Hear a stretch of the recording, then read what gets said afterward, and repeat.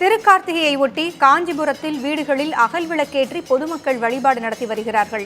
விவரங்களை வழங்க செய்தியாளர் இஸ்மாயில் இணைந்திருக்கிறார். இஸ்மாயில், வீடுகளில் வண்ண கோலமிட்டு படையலிட்டு தீபமேற்றி வருகிறார்கள் மக்கள். காஞ்சிபுரத்தில் நிலவரம். பொங்கலி தமிழ் மாதங்களின் முக்கிய மாதமாக கருதப்படுகிறது தான் இந்த கார்த்திகை மாதம். கார்த்திகை மாதத்தின் அதாவது பௌர்ணமி திதியும் கார்த்திகை நட்சத்திரமும் சேர்ந்து வரும் நாள்தான் கார்த்திகை தீப திருநாளாக கொண்டாடப்படுகிறது.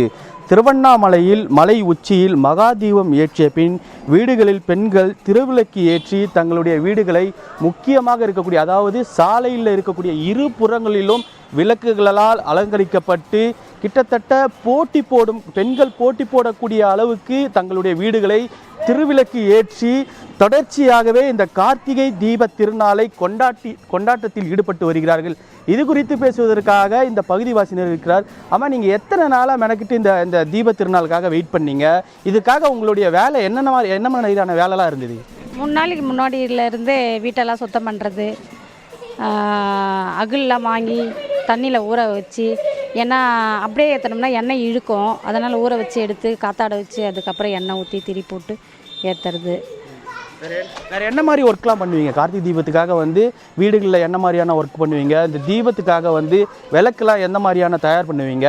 விளக்கு என்ன மாதிரியான விளக்குகள் வாங்குவீங்க கடைகளில் போய் தேடி? முக்கால்வாசி அகல் மண் விளக்கு தான் வாங்குவோம். மண் அகல் விளக்கு தான் வாங்குவோம். அதுதான் ஃபேமஸ். இப்போது மாடலாக வருது, அதை வாங்குகிறாங்க. நம்ம அந்த அகல் விளக்கு தான் வாங்குவோம். ஆமாம். பூங்குழலி, சாலைகளில் இருக்கக்கூடிய இரு புறங்களிலும் வீடுகளில் கார்த்திகை தீபத்திற்காக மண்ணால் செய்யப்பட்ட அகல் விளக்குகளை 3 தினங்களுக்கு முன்பே வாங்கி தயார் செய்து அதை ஊற வைக்கும் பணியில் பெண்கள் ஈடுபட்டிருந்தார்கள். தற்போது அந்த விளக்குகளை எடுத்து பயன்படுத்தும் பணியில் தான் ஈடுபட்டு வருகிறார்கள். பூங்குழலி, தகவல்களை வழங்கியமைக்கு நன்றி இஸ்மாயில். வீடுகளிலும் அகல் விளக்குகளை ஏற்றி பொதுமக்கள் வழிபாடு செய்து வருகிறார்கள். கார்த்திகை தீப திருவிழா நடந்து வருகிறது.